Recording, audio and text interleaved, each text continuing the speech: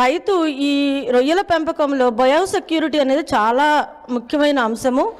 ఇది చెరువు తయారీ చేసుకునేటప్పటి నుంచి చెరువులో రొయ్య పిల్లలు వదిలిన తర్వాత వాటి యాజమాన్యం విషయంలో కానీ, మేతల యాజమాన్యంలో కానీ, నీటి యాజమాన్యంలో కానీ పట్టుబడి చేపట్టే వరకు కూడా వివిధ అంశాలలో బయోసెక్యూరిటీ విధానాలని, అంటే జీవ వైవిధ్యం అనేటువంటి లేదంటే జీవ భద్రత అనే దాన్ని పాటించాల్సి ఉంటుంది. ఈ జీవ భద్రత విషయాన్ని చూసుకున్నట్లయితే రైతు ముఖ్యంగా హ్యాచరీస్ నుంచి ఇప్పుడు వన్నామీ రొయ్య పిల్లల్ని కొనుగోలు చేస్తూ ఉన్నారు.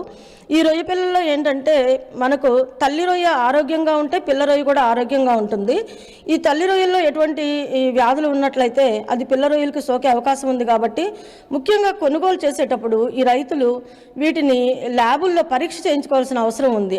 ఎంటరోసైటోజోన్ హెపటోపీనియా అనేది కానీ లేవు అని నిర్ధారణ చేసుకున్న తర్వాత మాత్రమే ఆ పిల్లల్ని కొనుగోలు చేయవలసి ఉంటుంది.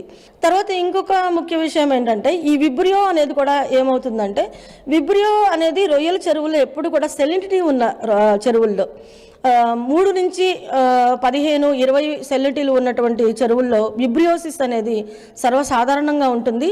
ఈ విబ్రియో అనేది నీటిలో ఉన్నటువంటి సర్వసాధారణమైనటువంటి బ్యాక్టీరియము.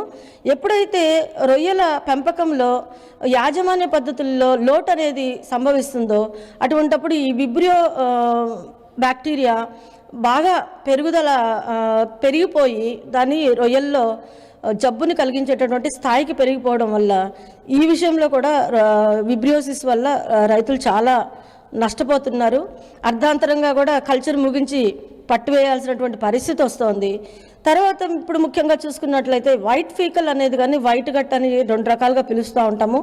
దీనివల్ల కూడా ఏంటంటే రొయ్యలలో మరణాలు ఎక్కువగా సంభవిస్తూ ఉన్నాయి.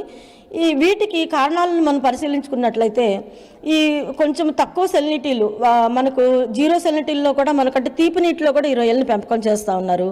అట్లాగే 0 సెలినిటీస్ నుంచి 10 సెలినిటీల వరకు ఉన్నటువంటి నీటిలో ఏమవుతుందంటే ఎండలు పెరిగిపోవడం వల్ల కానీ లేదంటే మనం వాడేటటువంటి మేతలు వృధాయడం వల్ల బ్లూ గ్రీన్ ఆల్గే అనేటువంటి హానికరమైనటువంటి ఆల్గల్ బ్లూమ్స్ వాటర్లో పెరిగిపోయి అవి చనిపోయి చెరువు అడుగు భాగానికి వెళ్ళిపోయినప్పుడు ఏమవుతుందంటే ఈ రొయ్యలు ఆ మురుగు చనిపోయినటువంటి ఆల్గే తినడం ద్వారా వైట్ కలర్గా మారిపోయి బయటకు రావడం జరుగుతుంది. దాన్నే మనం వైట్ గట్ అంటాము.